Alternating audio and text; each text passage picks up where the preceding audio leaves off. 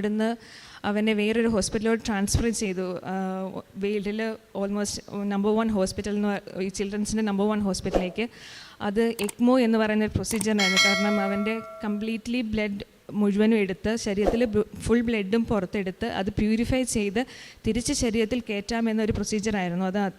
അതുമൂലം അവൻ്റെ കംപ്ലീറ്റ്ലി വേണമെങ്കിൽ ഇൻഫെക്ഷൻ ആവാം, വേറെ എന്തെങ്കിലുമൊക്കെ കോംപ്ലിക്കേഷൻസ് അവന് വരാം മെഡിക്കലി അങ്ങനെ ആ ബ്ലഡ് പുറത്തെടുത്ത് ചെയ്തിട്ടുണ്ടെങ്കിൽ.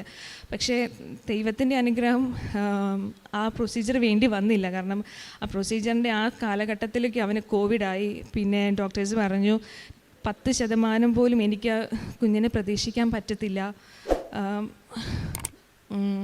കുഞ്ഞിനെ പ്രതീക്ഷിക്കാൻ കൊച്ചിനെ കൈ അനങ്ങില്ല, കാലനങ്ങില്ല. അവൻ കംപ്ലീറ്റ്ലി പാരലൈസ്ഡ് ആയിരുന്നു ഒരു 10-15 ഡേയ്സ്. അതിൻ്റെ ഇടയിലാണ് ഞാനിവിടെ 2020 ഞാൻ ഇവിടെ വന്നിട്ട് ഞാൻ ഒരു ഉടമ്പടി എടുത്തിട്ടുണ്ടായിരുന്നു. ആ സമയത്ത് എൻ്റെ കയ്യിൽ മാതാവിൻ്റെ കാശുരൂപം ഉണ്ടായി. ആ കാശുരൂപവും എൻ്റെ കയ്യിൽ കൊന്തയുണ്ടായിരുന്നു. ആ കൊന്തയും വെച്ച് ഞാൻ ദിവസവും ഇവൻ്റെ അടുത്ത് വന്ന് ഇവൻ NICUലായിരുന്നു ഉണ്ടായിരുന്നത്. NICU വെൻറ്റിലേറ്ററിലായിരുന്നു. അപ്പം എന്നും ഞങ്ങൾ വന്ന് കൊന്തയും സങ്കീർത്തനം 91 വിശ്വാസ പ്രമാണം ചൊല്ലിയാണ് പ്രാർത്ഥിച്ചുകൊണ്ടിരുന്നത്.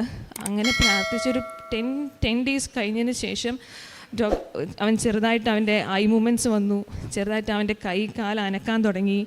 പക്ഷേ ഡോക്ടേഴ്സ് അന്നേരവും പറയുന്നുണ്ട് അതൊരു എക്സ്പെക്റ്റഡ് മൂവ്മെൻറ്റ്സ് അല്ല, അതിലൊന്നും പ്രതീക്ഷ വെക്കേണ്ട കാര്യമില്ല. കാരണം അങ്ങനെ